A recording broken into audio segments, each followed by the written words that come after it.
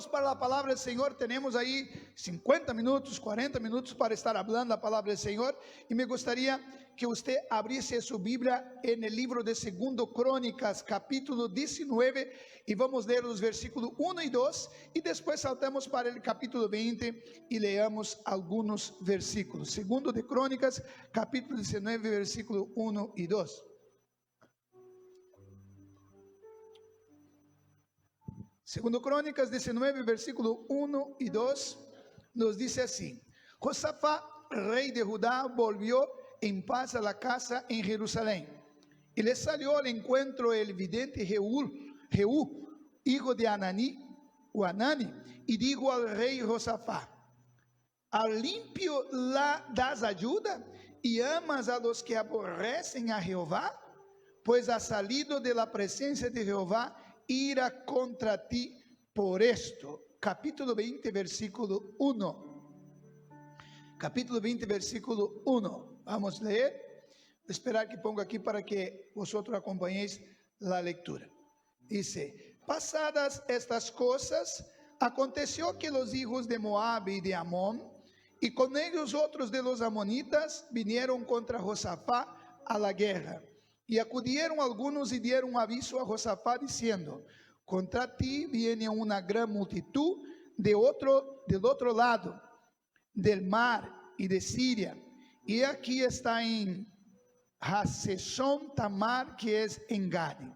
Entonces él tuvo temor y Josafá humilló su rostro para consultar a Jehová e hizo pregonar ayuno a todo Judá. Y se reunieron los de Judá para pedir socorro a Jehová, y también de todas las ciudades de Judá vinieron a pedir ayuda a Jehová. Entonces Josafá se puso en pie en la asamblea de Judá y de Jerusalén, en la casa de Jehová, delante del atrio nuevo, y dijo: Jehová, Dios de nuestros padres, ¿no eres tú Dios de los cielos y tiene dominio sobre todos los reinos de las naciones? ¿No está en tu mano tal fuerza y poder que no hay quien te resista?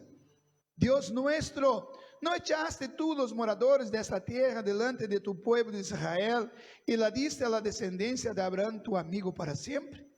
Y ellos han habitado en ella y te han edificado en ella santuario a tu nombre, diciendo: si mal viniere contra nosotros, o espada de castigo, o pestilencia, o hambre, nos presentaremos delante de esta casa y delante de ti, porque tu nombre está en esta casa. Y a causa de nuestras tribulaciones clamaremos a ti, y tú nos oirás y salvarás.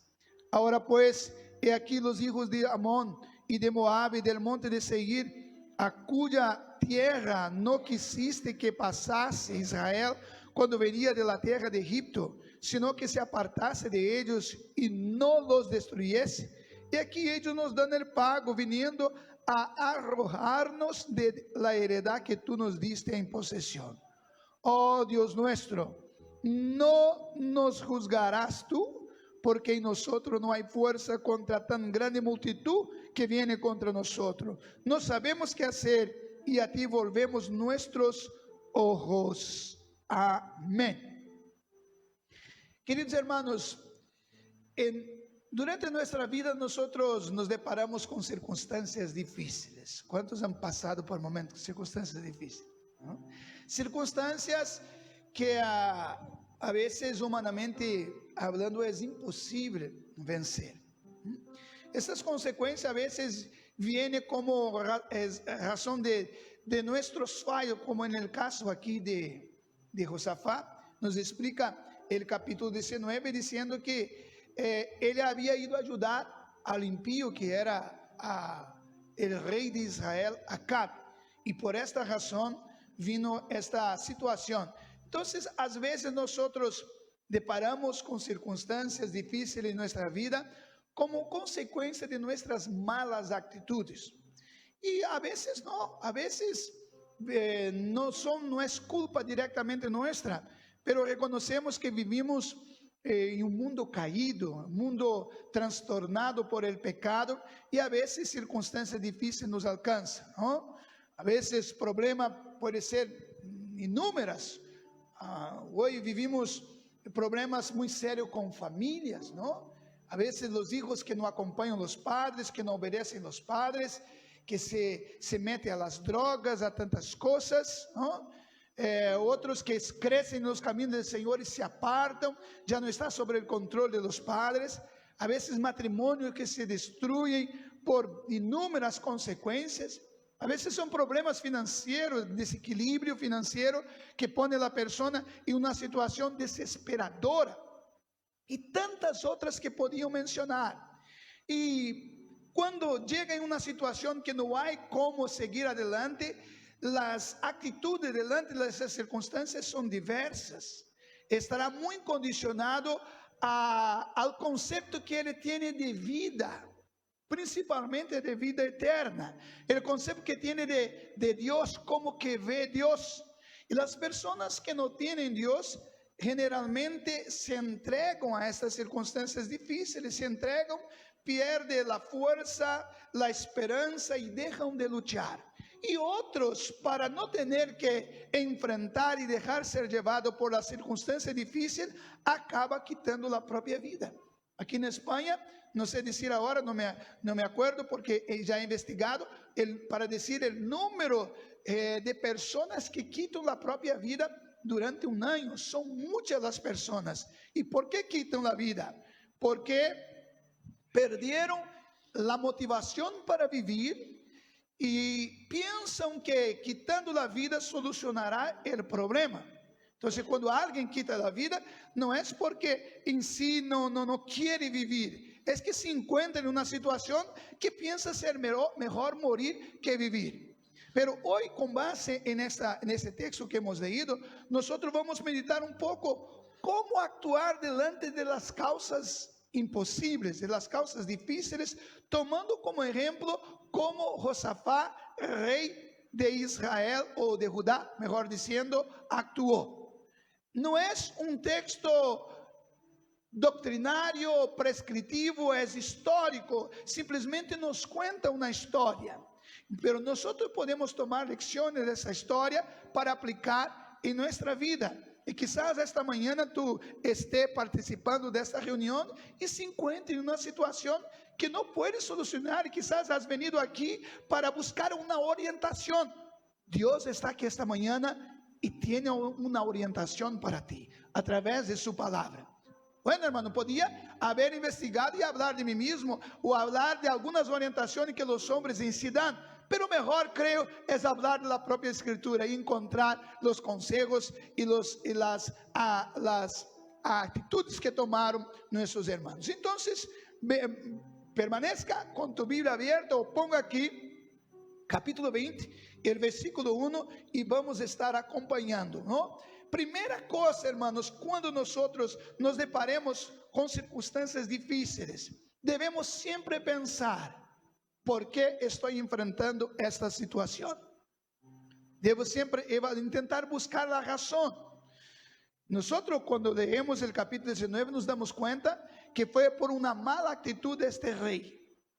Y debemos ver si la situación que estamos enfrentando no es consecuencia de nuestras actitudes, malas actitudes, errores, pecados. Porque si así fuere, no podemos comenzar a enfrentar las circunstancias sin primero reconocer que hemos pecado y pedir perdón a Dios.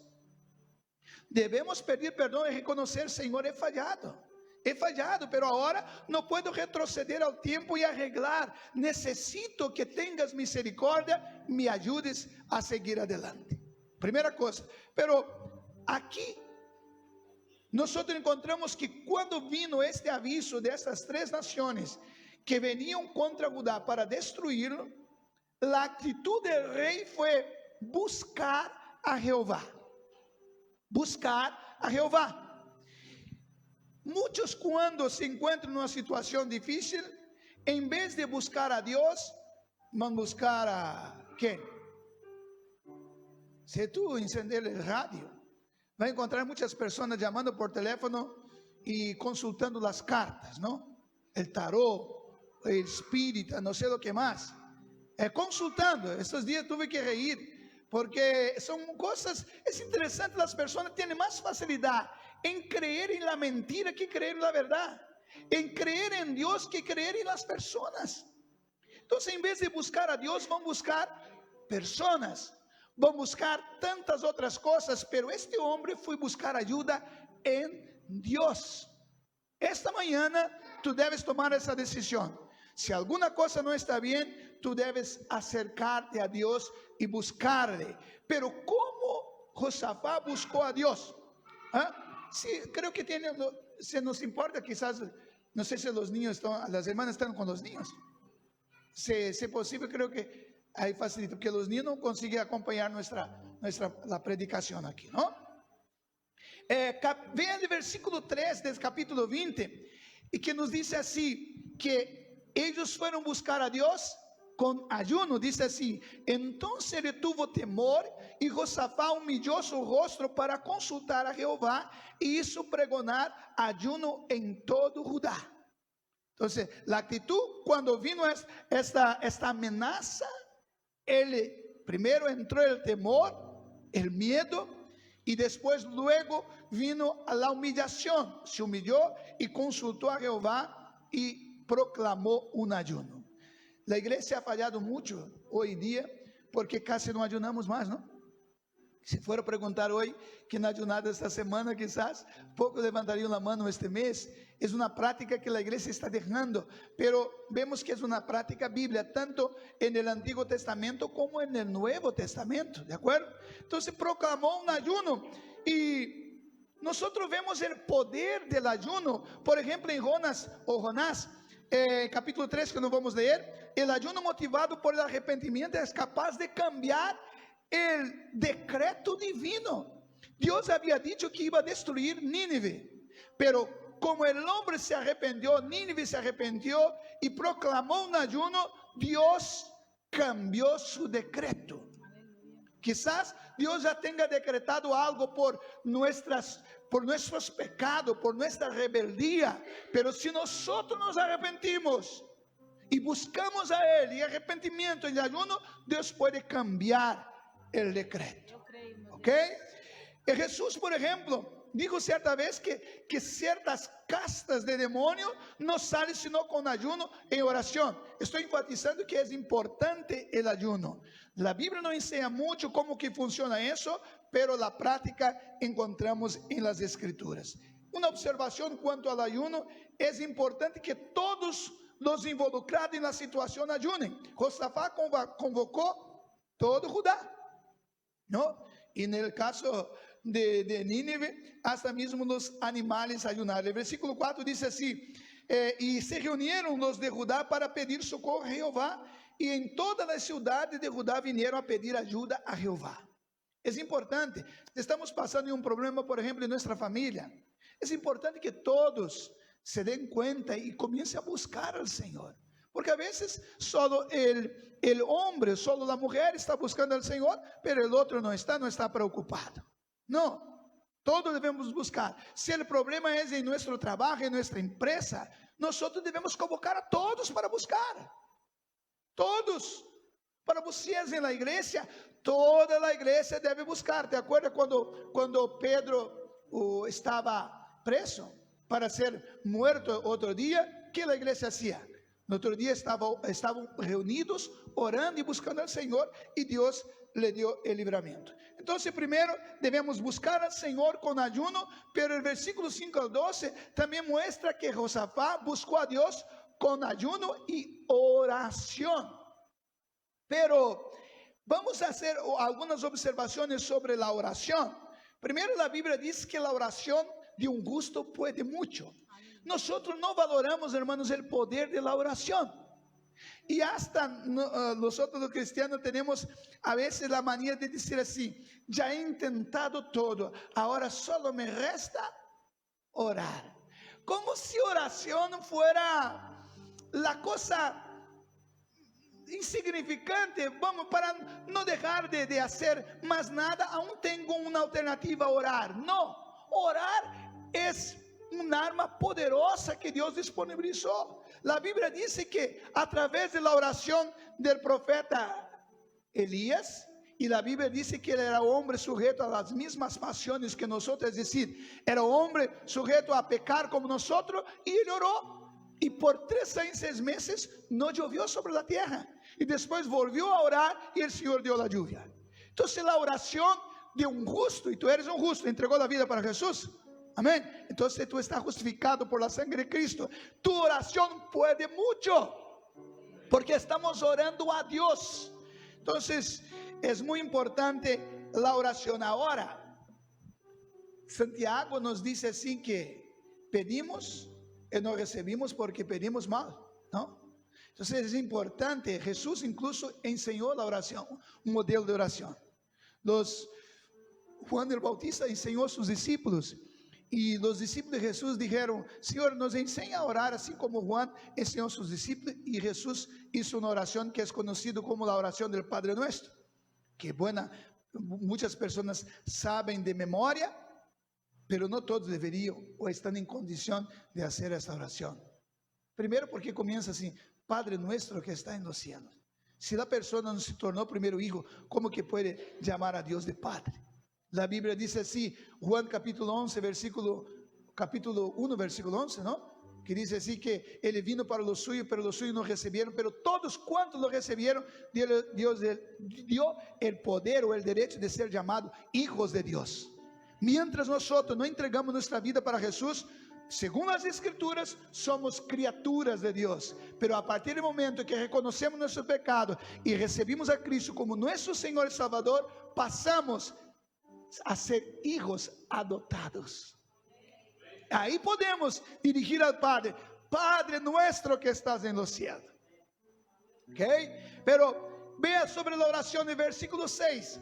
En la oración debemos primero, hermano, cuando estamos enfrentando circunstancias difíciles o estamos en situaciones difíciles, a veces debemos parar un poco. Y la primera cosa que debemos hacer es quitar nuestra mirada del problema y poner nuestra mirada en Dios. Es decir, reconocer quién es Dios, la grandeza de Dios. Versículo 6, vea cómo siguió la oración de Josafá. Y digo así: Jehová Dios de nuestros padres. Más ahora adelante está como puesto en una pregunta retórica, que es una afirmación, y yo voy a leer como una afirmación. Y dijo así: cuando dice no eres tú Dios, está diciendo eres tú Dios en los cielos, y tiene dominio sobre todos los reinos y las naciones. Y está en tu mano la tal fuerza y poder que no hay quien te resista. Cuando nos encontramos en una situación difícil, nosotros tenemos que quitar nuestra mirada del problema y poner la mirada en Dios y decir: tú eres soberano, tú eres grande, tú eres poderoso, tú gobiernas, tu reino no entra en crisis.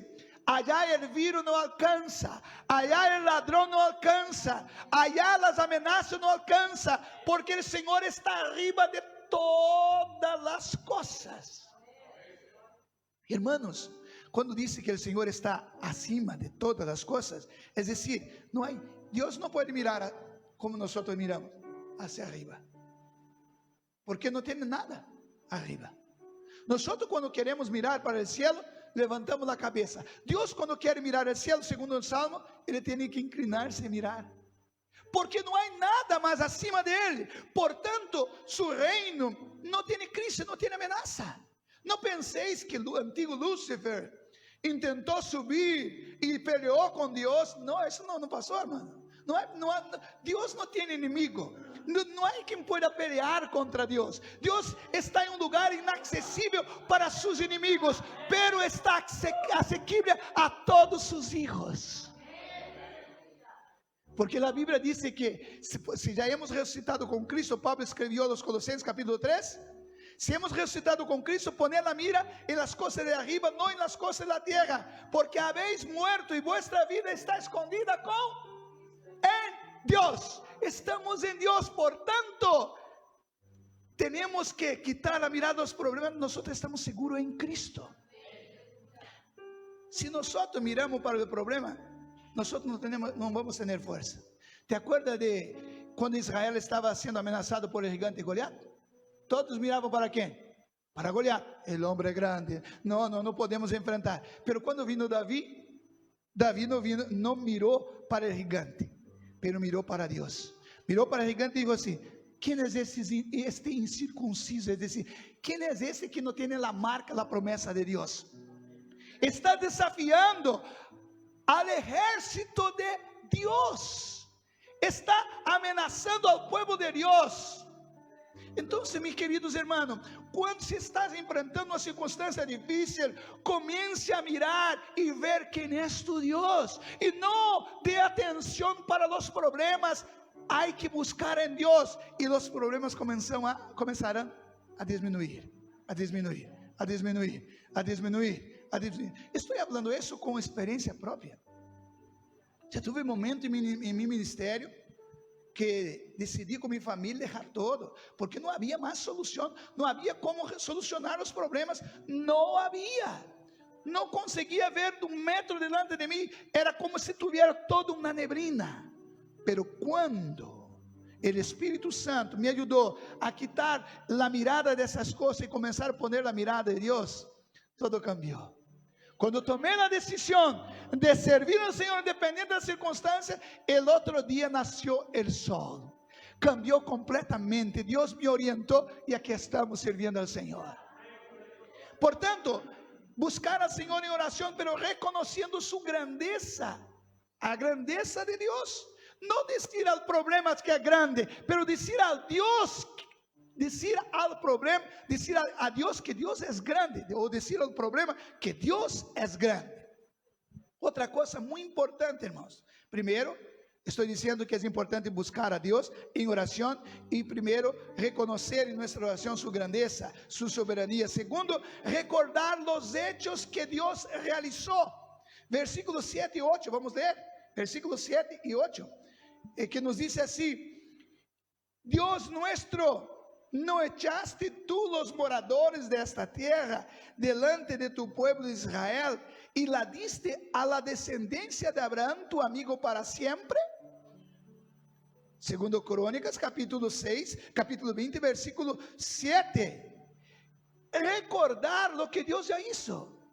Cuando no tenemos como seguir adelante, tenemos que mirar hacia atrás, mirar para lo que Dios ya hizo. ¿Te acuerdas de onde tu estava? Alguns aqui estavam nas drogas, outros estavam na prostituição, outros estavam no roubo, outros estavam no crime, outros estavam, não sei, em la bebida, em tantas outras coisas. Deus te sacou de allá quando nadie te dava nada. Deus apostou em ti. Amém. Então, temos que mirar para lo que Deus já hizo. E em la oração, Josafá está dizendo: tu echaste los moradores desta tierra delante de tu pueblo que es Israel, y tú la diste a la descendencia de Abraham, tu amigo, para siempre. Es decir, recordar de lo que Dios hizo. Porque a veces miramos para adelante y decimos: no vamos a conseguir vencer. Pero mira cuántas cosas que Dios te ha ayudado a vencer. Cosas que tú pensabas que no iba a conseguir. Y está aquí. Está aquí. Por tanto, debemos seguir adelante. Entonces recordó la grandeza de Dios, recordó los hechos de Dios. El Salmo 103, el salmista David invita a su alma a alabar a Dios y comienza a dar las razones. El Salmo 103 está diciendo, ¿se quiere poner el Salmo 103? Verso 1 y 2. El salmista dijo así: bendice alma mía al Señor, y todo que hay en mí bendiga su santo nombre. Bendice alma mía al Señor y no te olvides de ninguno de tus beneficios. Versículo 3, verso 3. Y ahora comienza a dar los argumentos, hablando con su alma. Tenéis que adorarla. Tú tienes razones, tú tienes motivos para adorar. ¿Por qué? Versículo 3, verso 3. Porque él dice así. Verso 3. Él es quien perdona todas tus iniquidades. El que sana todas tus dolencias. ¿Qué más? Verso 4. El que rescata del hoyo tu vida, el que te corona de favor y misericordia. Y comienza a dar razones. Quando, hermano, estiver enfrentando o problema e não tem força para adorar, comece a mirar hacia atrás e comece a mirar para Deus do que Deus hizo. Deus me salvou, Deus me perdonou, Deus me rescatou, Deus me deu um esposo, Deus me deu uma esposa, Deus me deu hijos, Deus me deu um trabalho, Deus me deu uma casa, Deus me deu uma família. Bendito seja o nome do Senhor. Pero o inimigo quer que pongamos nossa mirada só nos problemas. Reconocer a grandeza de Deus, recordar os hechos que Deus realizou e recordar suas promessas. Versículo 9 e 12 de 2 Crônicas, versículo 9 diz assim: se mal viniere sobre nós, ou espada de castigo, pestilência ou hambre, nos apresentaremos delante de esta casa, delante de ti, porque tu nome está nesta casa, e a causa de nossas tribulações clamaremos a ti, e tu nos oirá e salvará. Hermanos, tenemos que orar las promesas de Dios. Podemos hasta usar el termo reivindicar, pero con humildad. Reivindicar, decir así: Señor, tu palabra así está escrito, y tu palabra es fiel. Entonces yo creo, tú has prometido. Cuando fue a inaugurar el templo, el Señor ha dicho así, exactamente como oró. ¿Sabía que hasta para orar necesita conocer las Escrituras? Porque hay que orar las Escrituras, hay que orar apoyado por las Escrituras. Y Josafá está orando: tú has prometido, diciendo que ha elegido esta casa, y que tus ojos estarían puestos, y tus oídos atentos a la oración. Y tú has dicho que si nosotros desobedecer a ti, tú nos entregarás. Pero si nos arrepentimos y venimos a esta casa a orar y arrepentirnos, tú perdona nuestros pecados. Entonces aquí estamos. Por tanto, debemos recordar las promesas que Dios tiene para con nosotros. Por ejemplo, tú puedes estar pasando quizás un momento en que no tiene amigo para ayudarte, pero hay una promesa sobre ti: yo estaré contigo todos los días. La promesa para Israel, si tú eres un hijo de Dios, también pertenece a esa promesa para ti. Él dice: yo te escogí, yo te redimí, yo te crié, yo te formé, tú eres mío. Quando passar por las águas, não submergirão. Quando passar por los ríos, não se hundirá. E se passar por el fuego, não te arderá. São promessas.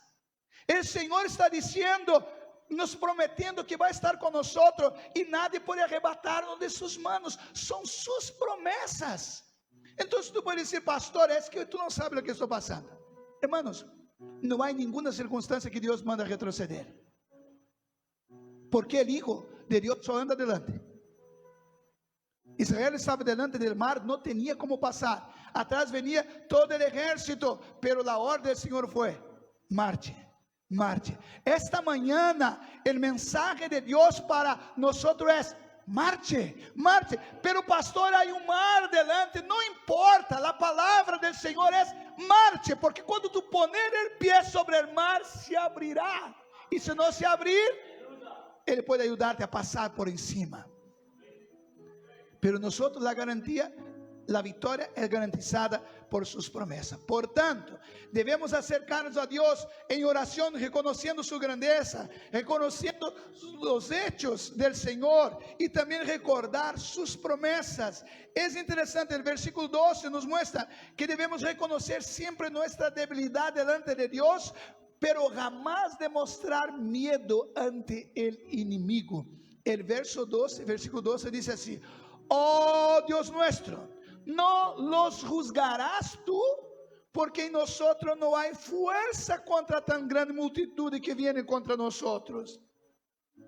Debemos, hermanos, reconocer, sabe, a veces pensamos que somos fuertes, ¿no? Y a veces, y no somos como pensamos. Entonces Dios permite una circunstancia para que nos demos cuenta que no podemos vencer, para que nos humillemos, reconozcamos y debemos decir, como digo, Josafá, no tenemos fuerza para enfrentar esta situación. Pero él reconoció su debilidad no reconoció la debilidad delante del enemigo, pero delante de Dios. Debemos se postrar solo delante de Dios. Y Él puso enteramente la confianza en Dios. Confirmó la fe que tenía en Él. Porque la parte final del versículo dijo así: pero nuestros ojos, la versión, la Biblia de las Américas dice así: pero nuestros ojos están vueltos hacia ti. Es decir, no tenemos fuerza para enfrentar a estas naciones, pero nuestros ojos están puestos en ti. ¿Dónde se han puesto tus ojos esta mañana? Debemos estar nuestros ojos puestos en Jesús, que es el autor y consumador de nuestra fe. Entonces, es importante orar, pero recordar quién Dios es, recordar sus promesas, recordar su fidelidad y mantenerse firme, aunque no vea los medios, porque el Señor siempre tiene una salida. Hay un dicho en Brasil que dice que el diablo hace la olla, pero no sabe hacer la tapa, ¿no? El enemigo puede cercarnos, hermanos, de todos los lados, como cercó Israel. Delante del mar, tras del ejército, a los lados montaña. No puede. Pero cuando no hay como movernos en esa tierra, hay siempre una puerta abierta. Arriba.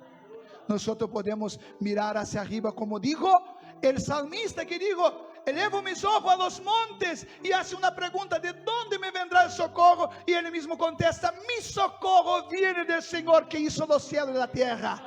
Habrá siempre una puerta abierta llamada Cristo, que tú puedes entrar y encontrar la solución para tus problemas, ¿ok?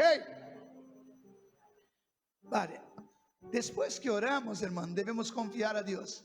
Y una de las, vamos a decir así, de una de las características, o puedo decir, de uno de los medios que podemos demostrar que realmente nosotros depositamos nuestra confianza, es cuando podemos adorar, cantar. Cuando, después de todas las circunstancias, no voy a leer el texto, Dios levantó un profeta y dijo así, levantó un profeta y prometió diciendo que esta batalla era de Dios y que lo único que ellos que tenían que hacer era ¿o qué? ¿Coger la espada y luchar? No, adorar. Vosotros van a cantar. Es lo que el texto dice. Debían luchar, enfrentar la situación con adoración. Versículos 21 y 24. Dice el versículo, capítulo 20, versículo 21. Voy a encontrar aquí, la Biblia dice así. Bueno, el versículo 19 también dice: levantaron los levitas de los hijos de Coat y de los hijos de Coré para alabar a Dios y a Jehová, Dios de Israel, con voz fuerte y alta. Y cuando se levantaron por la mañana, salieron al desierto de Tecoa. Y mientras ellos salían, Josafá, estando en pie, dijo: oídme, Judá y moradores de Jerusalén, creen en Jehová vuestro Dios y estaréis seguros, y cree también en sus profetas y seréis prosperados. Y habido consejo con su pueblo, puso algunos que cantasen y alabasen a Jehová, vestidos de ornamentos sagrados, mientras salían la gente armada, y que dijeron: glorificar a Jehová, porque su misericordia es para siempre.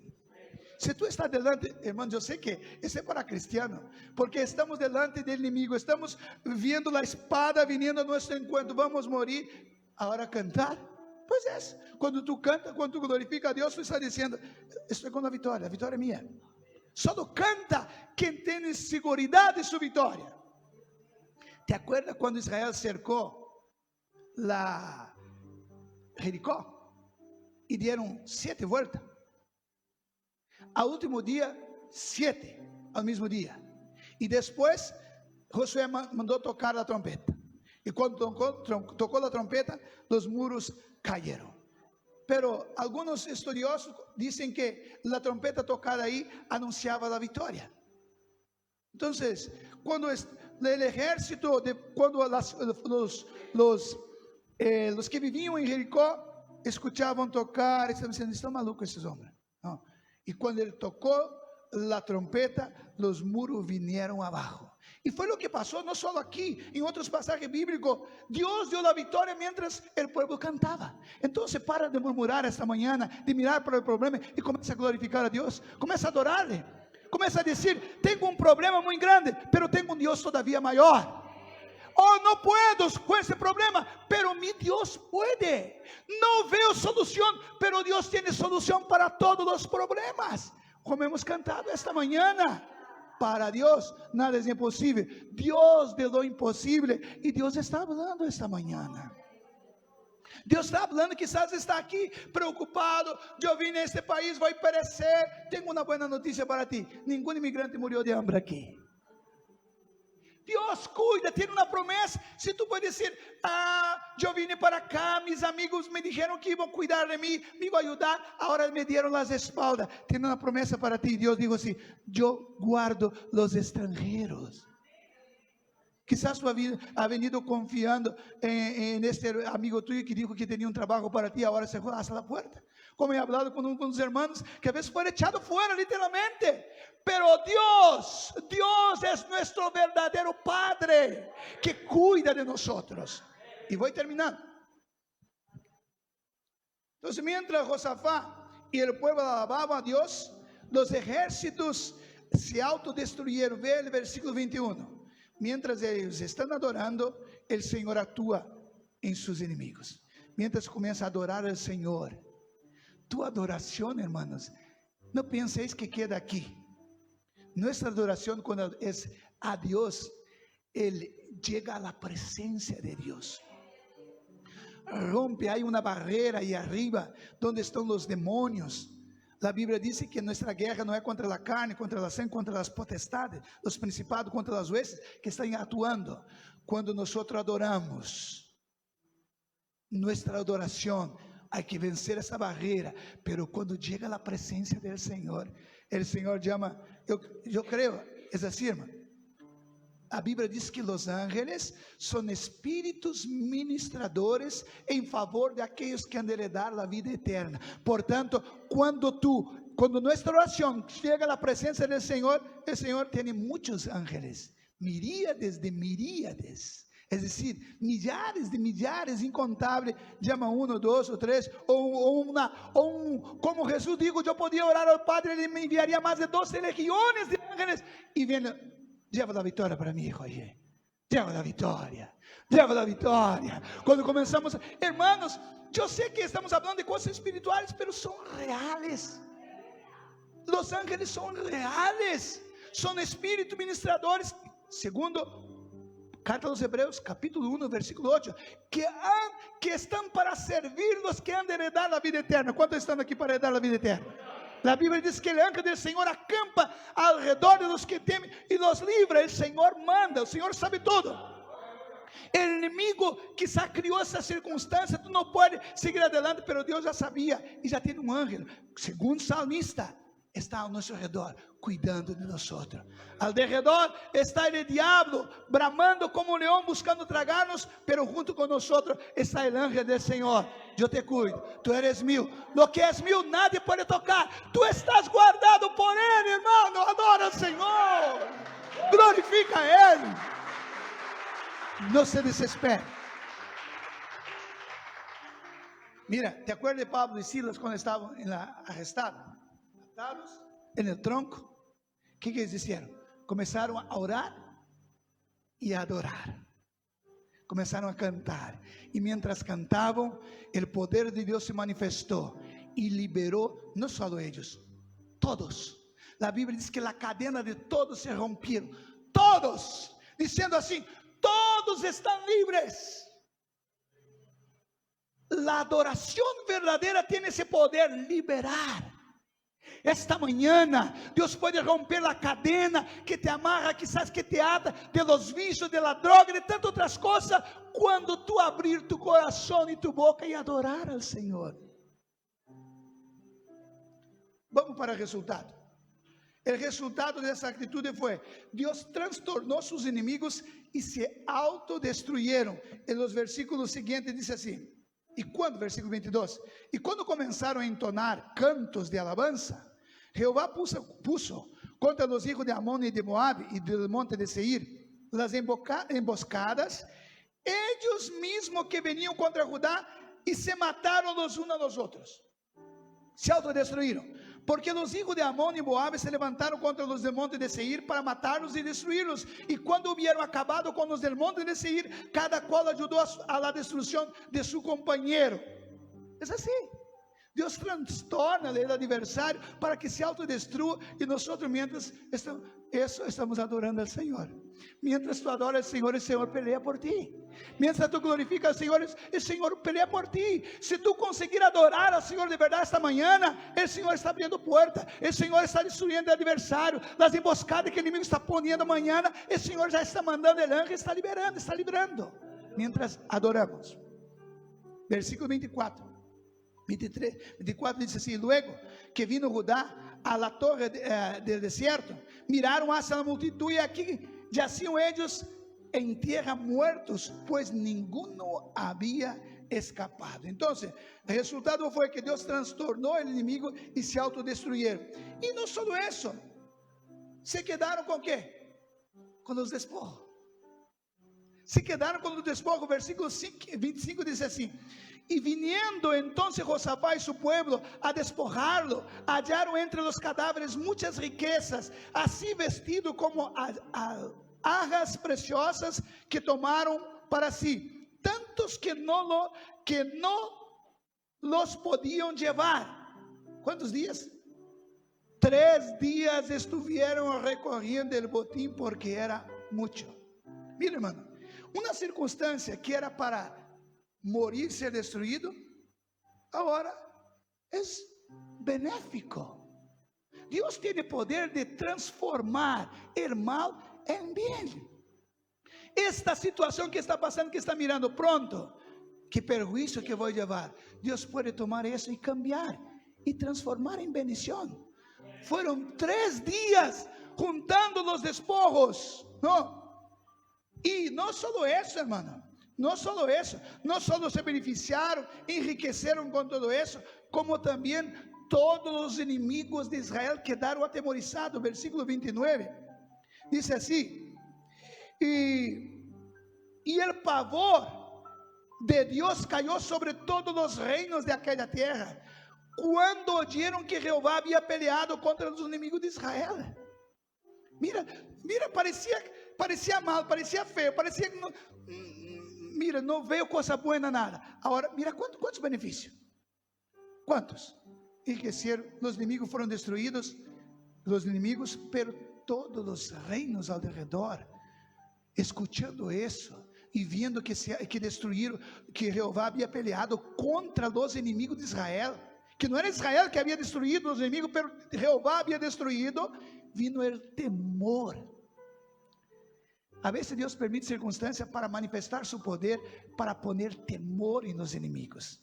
Estos que siempre se levantan para acusarte, para afrentarte, después que ver Dios obrar en tu vida, va a decir: no toque nessa persona, no. Dios está con él, no toque en él. Dios quiere ser glorificado a través de esas circunstancias. Y lo mejor de todo, versículo 30, hubo paz en el reino de Jehová, en el reino de Josafá. Dice el versículo 30, y el reino de Josafá tuvo paz. ¿Por qué? Porque su Dios le dio paz por todas las partes. Lo que parecía ser una destrucción fue transformado en bendición y gloria a Dios, y hubo paz. Después de esa grande tempestad, el Señor dice esta mañana: vendrá la paz. Después de esta grande guerra, el enemigo temerá, te respetará. Póngate en pie. Vamos a cantar. ¿Tenemos tiempo?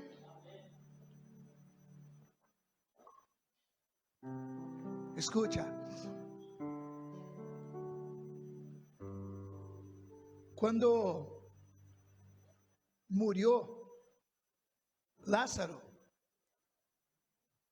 sus hermanas dieron aviso a Jesús: Jesús, tu amigo Lázaro murió. Y Jesús quedó todavía, ¿cuántos días después del aviso? 3 días, no me acuerdo bien. Para María y Marta pensaban, Jesús no amaba a Lázaro. Jesús solo venía a nuestra casa porque nos gustaba la comida que yo hacía. Pero el Señor te ama, ¿vio? No es porque está pasando por serias dificultades que Dios se olvidó de ti, no te ama. Y la Biblia dice que Jesús dijo así: esta enfermedad no es para la muerte, sino para la gloria de Dios.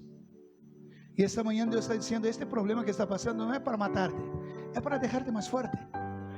Yo estoy con ganas de revelarte a ti, de revelarme a ti, de manifestar mi poder a ti. Soporta, cuenta, soporta.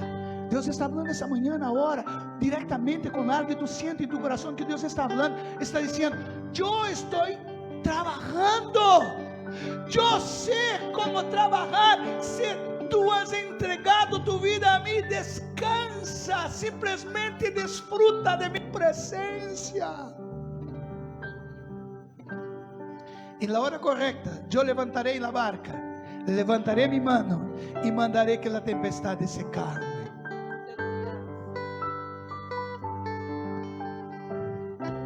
Jesús, después de 4 días, llegó en la aldea de Marta y María.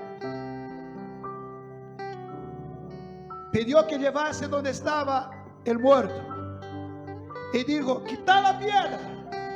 Y Marta dijo: Señor, ya huele mal, ya es muerto, ya está 4 días. Jesús dijo: ¿no te he dicho que si crees verás la gloria de Dios? Marta, yo soy la resurrección y la vida. Quien cree en mí, aunque esté muerto, vivirá. Yo sé que no hay esperanza más para vosotros y para nadie, pero llegó la esperanza.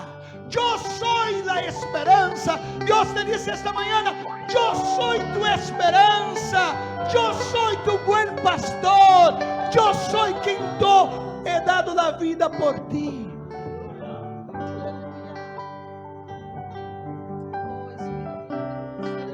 Llegará el momento que el Señor llamará y va a decir: Lázaro, sal afuera. Va a decir: problema, tempestad, te ordeno, cálmate, porque lo que te ha creado te ordena, calma.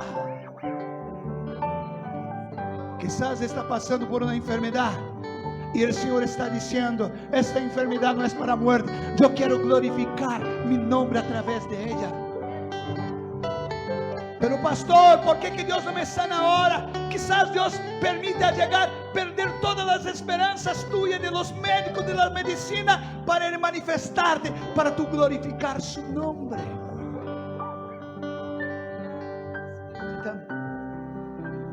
Mientras adoramos al Señor, yo te invito para acercarte aquí para orar por ti.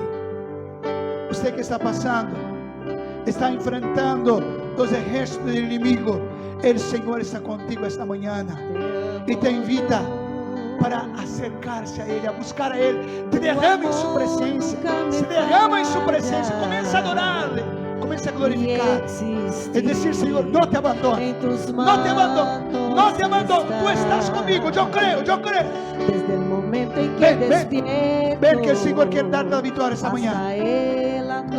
Quizás tus negocios no van bien y el Señor está diciendo: déjame coordenar, déjame coordenar, déjame, si has entregado tu vida, déjame. En mi vida ha sido buena. Sí, Señor, tú eres bueno.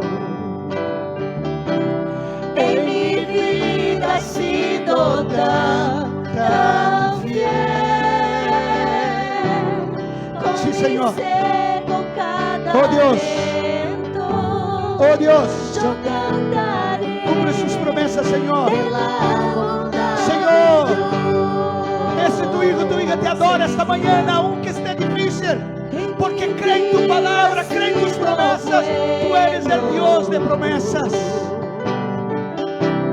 En mi vida ha sido tan fiel. Con mi ser, con cada aliento, yo cantaré de la bondad de Dios. Dios es bueno, Dios es bueno. Dios es bueno. Abra tu boca y dile: tú eres bueno, Señor, tú eres bueno, tú eres mi Señor, tú eres mi buen pastor. Yo sé que estás conmigo. Y has guiado por el fuego, Oh, tú Dios. cerca estás Señor, en la oscuridad. Te conozco como Padre y como amigo fiel.